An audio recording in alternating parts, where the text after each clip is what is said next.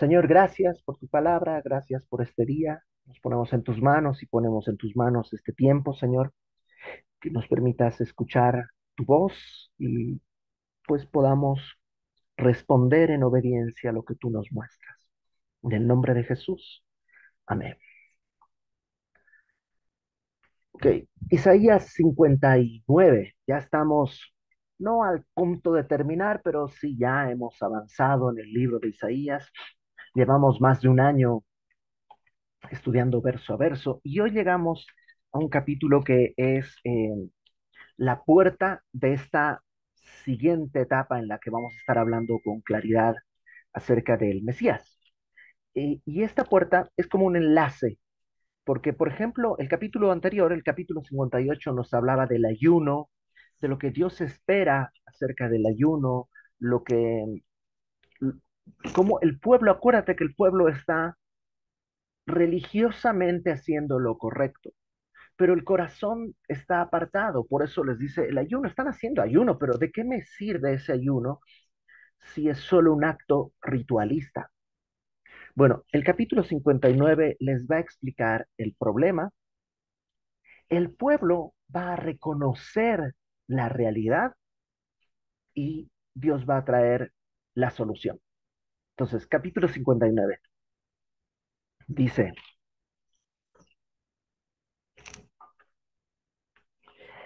he aquí que no se ha acortado la mano de Jehová para salvar, ni se ha agravado su oído para oír.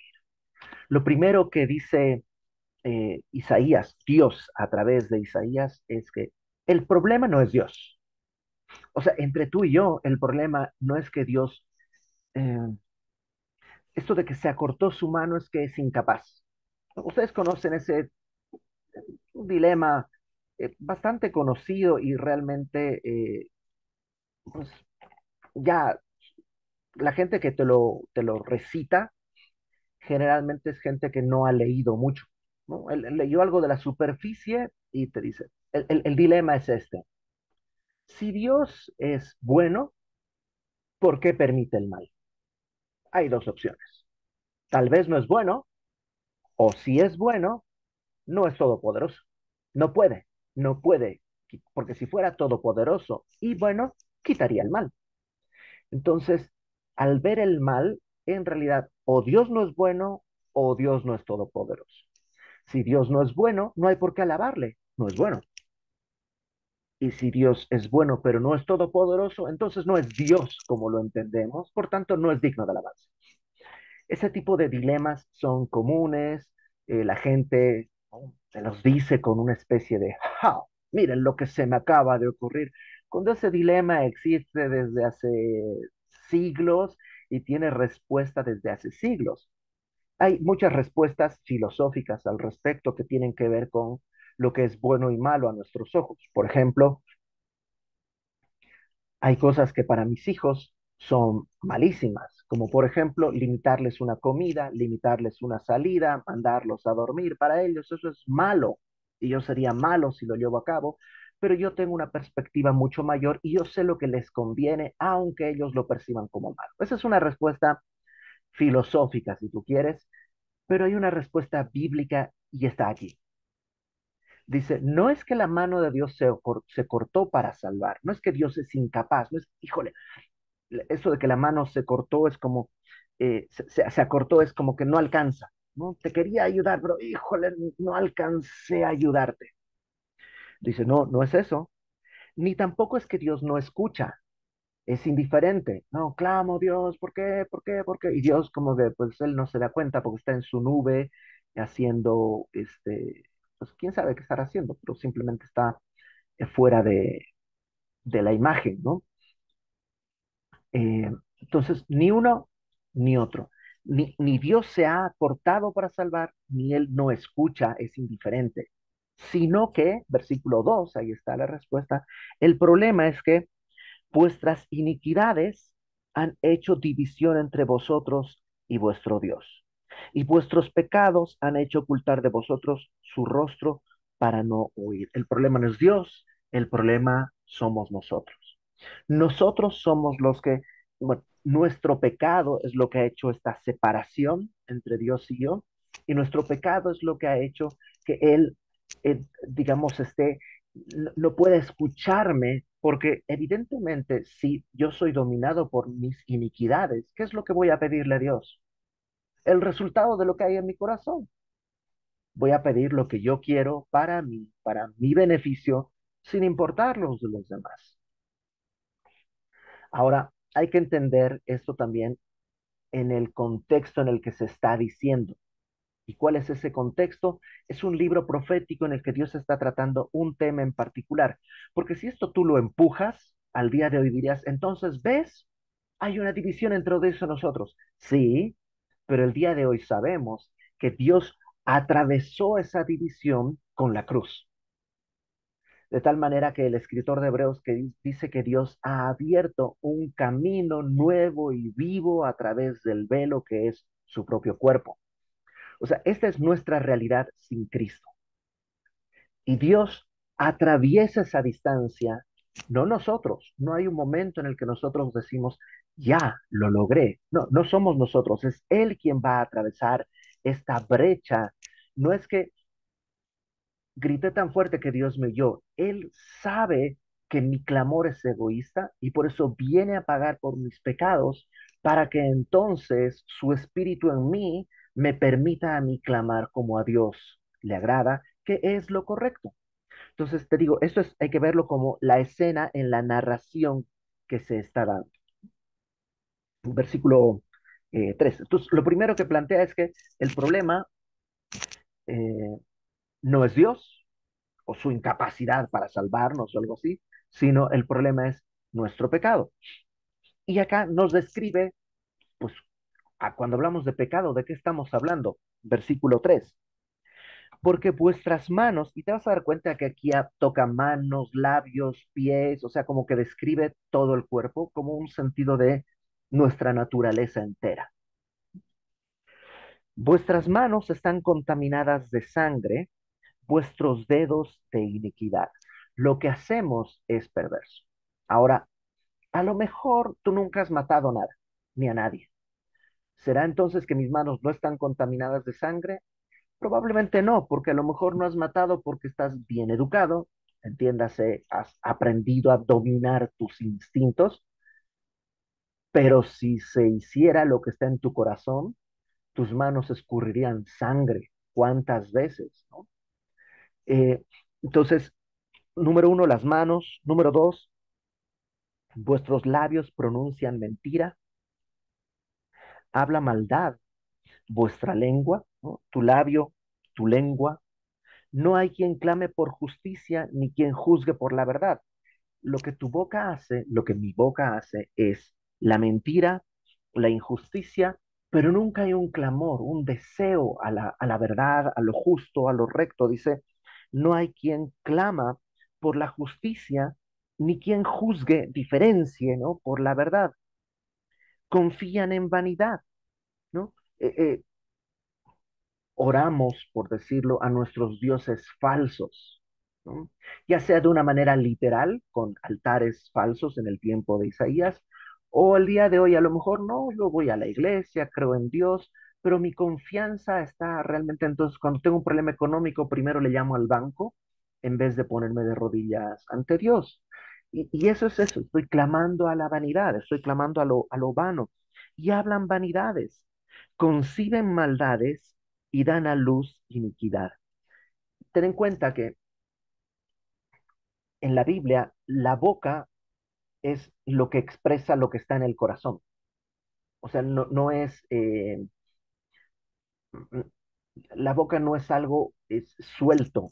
La boca solamente refleja lo que está en el corazón del hombre, ¿no? De la abundancia del corazón habla la boca.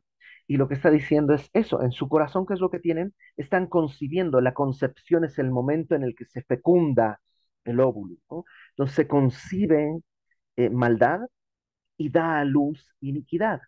Incuban huevos de áspides. Otra vez, la incubación es este proceso en el que se madura algo que va a salir, el fruto que vendrá. Entonces tú lo que dices es que ustedes están en la noche, están pensando qué le voy a decir, qué me va a decir, y están incubando maldad, iniquidad. Obviamente las áspides, las serpientes, son un símbolo de lo perverso, de lo malo. Incuban huevos de áspides, tejen telas de arañas. La idea es para poner una trampa, que alguien venga y caiga y te lo devores y te lo comas.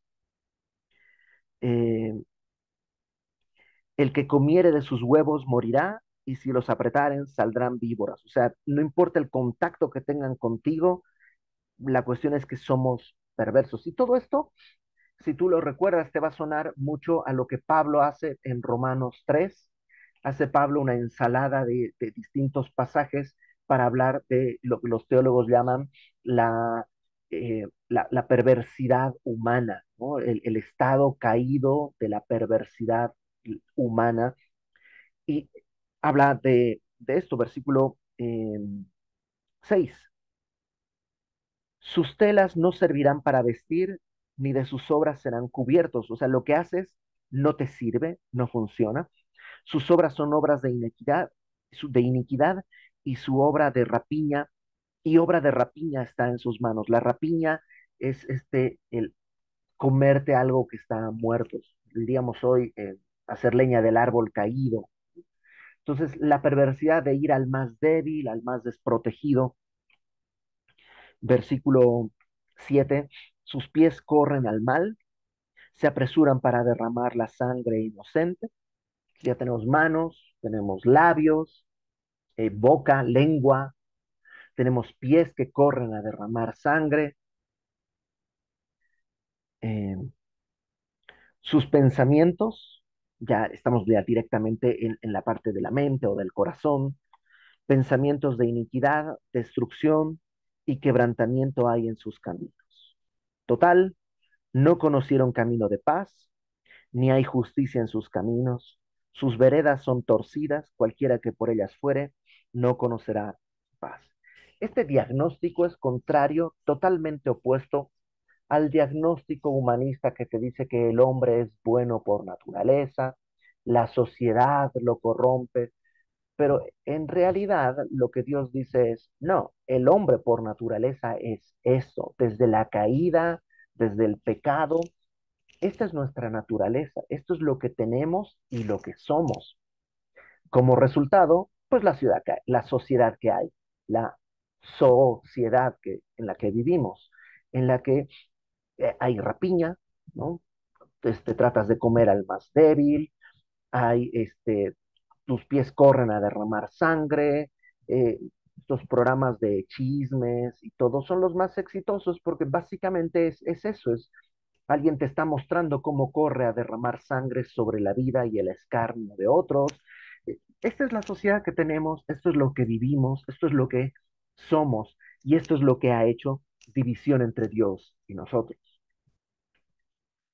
Ahora, por la gracia de Dios, ya lo he platicado antes, pero yo era un buen tipo. O sea, la verdad, si nos hubiéramos conocido antes de Cristo, antes de que yo conociera al Señor, hubieras dicho, pues sí, es un buen tipo. O sea, yo no decía groserías, entonces no era un tipo lépero, era un tipo, pues, medianamente estudiado, entonces podíamos conversar. Mis papás me educaron bien, sabía decir por favor, gracias, este, eh, como que un tipo, un buen tipo, ¿no? Yo mismo me autopercibía como un buen tipo y tenía evidencias, tengo amigos, entonces, para mí, el ver mi pecado era muy complicado, porque te digo, no era un mujeriego, no era borracho, no me drogaba, no, y eso que tenía todas las excusas, ¿no? Músico, o sea, tenía todo para estar en ese terreno y no lo estaba, y por tanto mi propio pecado estaba medio escondido.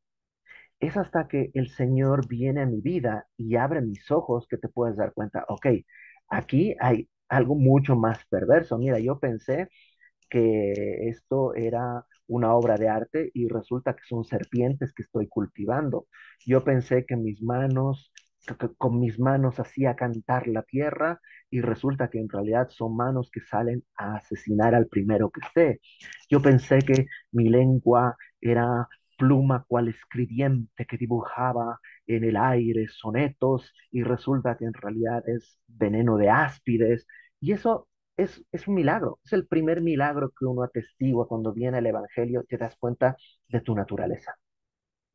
Ojo, no estoy hablando de autoestima, no estoy hablando que te dices, no valgo para nada, y no sé qué, ya tu vida se hunde y se hunde. No, no, no, no, no, porque eso ya es también un problema ahí que hay que resolverlo. Estoy hablando de el entendimiento de nuestra naturaleza de pecado. Que sí, mis papás me educaron bien, pero si no hubiera sido por el freno que por escrúpulos mis papás pusieron en mí, hubiera podido ser un asesino serial sin ningún problema. En mi naturaleza estaba esto, aunque muchas cosas nunca se concretaron, de haber tenido el poder, o sea, si hubiera nacido en una familia de gente adinerada o gente poderosa, estoy seguro que sería cualquiera de las cosas terribles que vemos en las noticias. Y ese es un milagro que Dios nos permite ver. Y el pueblo aquí entiende, fíjate, versículo 9, reconocen, por esto, o sea, porque somos todo esto, se alejó de nosotros la justicia y no nos alcanzó la rectitud. Es como que lo correcto y lo justo no nos alcanza. Esperamos luz, pero dice aquí hay tinieblas. Esperamos resplandores, algo que brilla, ¿no? Pero andamos en oscuridad. Y qué gran, glorioso momento es ese, que te das cuenta que estás en tinieblas y que no estás en luz. Es, es el peor, mejor momento de tu vida, porque es peor, es el peor momento porque te das cuenta la terrible condición que tienes, pero puede ser el mejor si eso abre las puertas al Evangelio. Y el Evangelio viene con dos cosas, el entendimiento de mi pecado y la confesión de mi pecado. Mira, sigamos leyendo. Palpamos la pared como ciegos, o sea, se están describiendo lo que está viviendo, ¿no? O sea, hay luz, pero estamos como ciegos, andamos a tientas como si no, tropezamos a mediodía como si fuera de noche, estamos en lugares oscuros como muertos, o sea, como meten a alguien en el ataúd, lo cierran, lo entierran, pues está todo oscuro y dice, así estamos, se empiezan a dar cuenta de su realidad. Eh, verso 11, es muy poético como lo describe, ¿no? Gruñimos como osos todos nosotros. La idea de un oso, de, ¿no? La sociedad en la que vivimos eh, es eso, gruñido tras gruñido, pelea tras pelea, pleito tras pleito, conflicto tras conflicto. Dice, gruñimos como osos y gemimos lastimeramente como palomas. Qué bonito contraste, ¿no? Un oso que gruñe, ¡ah! Pero al mismo tiempo como una paloma que está herida, ¿no? Y ahí está, cucurrucucú, cucurrucucú, o sea, ya se está muriendo, porque ni es oso, ni tiene la fuerza, nomás puede gruñir y está a punto de morir como una paloma. Esperamos justicia y no la hay. Salvación se alejó de nosotros. ¿Por qué? Porque nuestras rebeliones se han multiplicado delante de ti. No dicen, Señor, ¿por qué las cosas malas le pasan a gente buena? Los buenos somos más. O dicen, simplemente es una realidad. Nuestro pecado se multiplica y se multiplica delante de ti. Y nuestros pecados han atestiguado contra nosotros, porque con nosotros están nuestras iniquidades y conocemos nuestros pecados. El prevaricar y mentir contra Jehová, el apartarse de en pos de nuestro Dios, el labrar calumnia y rebelión, concebir y proferir de corazón palabras de mentira. ¿No? Eh, perdón, creo que me brinqué un pedazo. Ah, no, estoy. Sí, sí, está todo bien. Hay una confesión de su pecado. Realmente hay un punto en el que pueden decir, lo que sucede es, no todos llegan ahí. En la Biblia tenemos el ejemplo de Saúl, que cuando es confrontado con su pecado, primera de Samuel capítulo 15, Él dice, hice lo que Dios me pidió y no es capaz de confesar su pecado. Por otro lado, tenemos a David, que cuando Natán va y le dice, este hombre de la historia que te conté eres tú, David dice, he pecado contra Dios y contra el cielo. Punto. No hay nada que discutir. El pueblo en este momento está diciendo, hemos pecado, hemos pecado. Ahora, ¿hay solución? Bueno, en el capítulo 55, Isaías ya había dicho la solución. Isaías 55, versículo 6. Buscad a Jehová mientras puede ser hallado, llamadle en tanto que está cercano. Y si escuchas la reprensión de Dios, todavía es tiempo, todavía se puede llamar, todavía es el momento en el que puedes clamar a Dios. Pero es que no sabes qué tan hondo he cavado. Bueno, el salmista dice que no puedes ir ni tan lejos, ni tan profundo, ni subir tan alto. ¿A dónde huiré de tu presencia? Si tomaré las alas del alba, o sea, hasta donde está amaneciendo o hasta donde está anocheciendo, no importa qué tan lejos estés, la presencia de Dios te puede alcanzar. Y hoy todavía es tiempo. Si entiendes tu pecado, si reconoces y confiesas tu pecado. Verso 14. El derecho se retiró y la justicia se puso lejos, porque la verdad tropezó en la plaza y la equidad no pudo venir. Es como muy, muy bonito, ¿no? Como que todo lo bueno, todo lo valioso, no alcanza a llegar por nuestra propia condición, por nuestro propio pecado. Verso 15. La verdad fue detenida, es decir, eh, no sé cómo eras tú, pero yo antes de ser cristiano era un come cristianos. O sea, me burlaba, los despreciaba, los insultaba. Y, y Romanos dice que todos aquellos que con injusticia detienen la verdad están bajo el justo juicio de Dios. Y esto dice, nosotros éramos eso, estábamos, los profetas se levantábamos y los desechábamos y los matábamos, o sea, había un rechazo a la verdad. El que se apartó del mal, o sea, el que deja de hacer lo malo, fue puesto en prisión. No solo no quiero vivir en el pecado, sino no quiero que nadie viva en lo santo. Este promover del pecado de nuestra sociedad, que lo vemos en las doctrinas que se quieren implantar en nuestros niños, en nuestras escuelas, en nuestra sociedad, esta idea de que todo el mundo tiene que tener esto, esta experiencia con el pecado. ¿Habrá solución? Dice, lo vio Jehová. Dios está viendo. Y desagradó a sus ojos porque pereció el derecho. Y vio que no había hombre y se maravilló que no hubiera quien se interpusiese.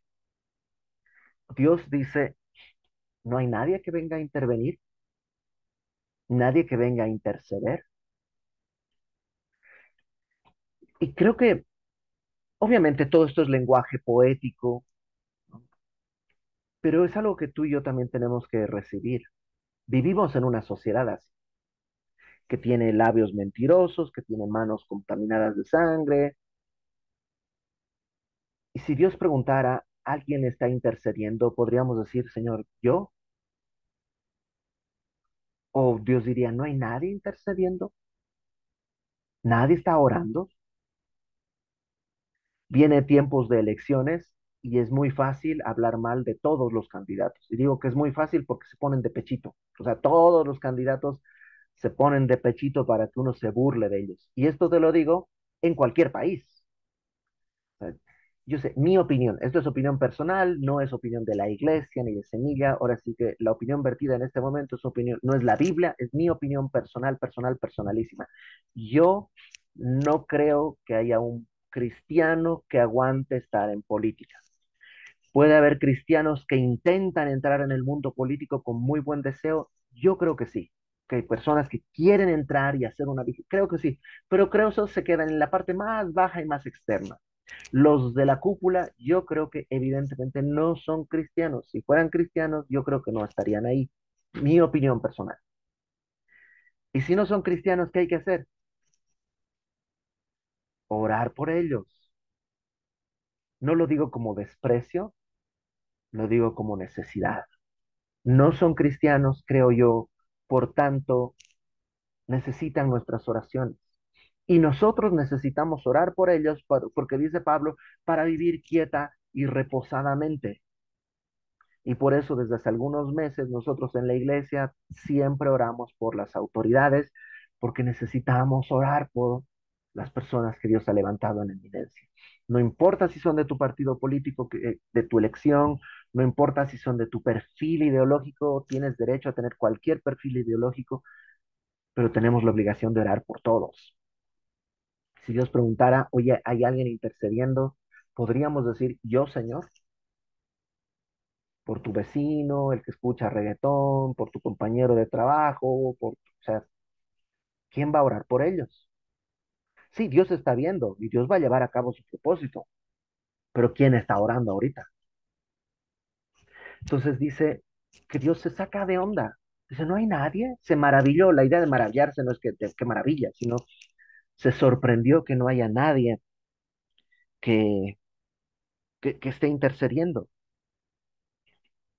Y verso 16 dice, lo salvó su brazo y le afirmó su misma justicia. Otras versiones lo traducen un poquito más claramente diciendo como que entonces su brazo entró. Dios va a hacer. Dios con su brazo va a hacer. Y es como esta clásica escena de superhéroes, ¿no? Que el superhéroe como que está a un lado y se retira, pero todo cae en caos, pero hay un momento en que, ¿no?, ve el traje, ¿no? Y se pone la capa, se pone las botas, se pone los guantes o el, el- el antifaz, lo que sea, depende del superhéroe. Algo así, digamos, que Dios va a entrar en escena. ¿Por qué? Porque no hay salida en el mundo si no es a través de Cristo. O sea, tú y yo podemos ver lo anterior y decir, sí, Dios nos rescató, pero es porque Cristo. Si no estuviera Cristo, hay un vacío entre Dios y yo.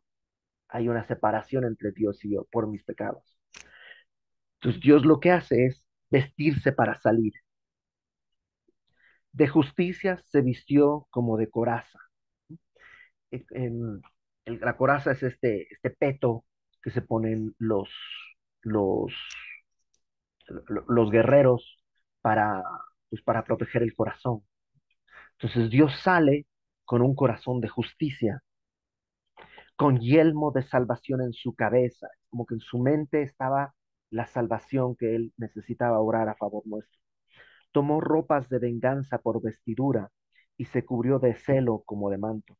Acuérdate que la venganza en la Biblia, cuando hablamos de que Dios se va a vengar, no hablamos de que se va a desquitar en un sentido carnal. La venganza es el pago justo por la ofensa. Cuando dice Dios, yo, mía es la venganza, no está diciendo que Él se va a desquitar, sino que Él va a retribuir lo justo. Entonces, Él viene a retribuir lo justo y a cubrirse de celo como de manto, como para vindicación, para pago, como para retribuir con ira a sus enemigos. ¿Por qué? Porque es lo justo. La paga del pecado es la ira de Dios que lleva a la muerte.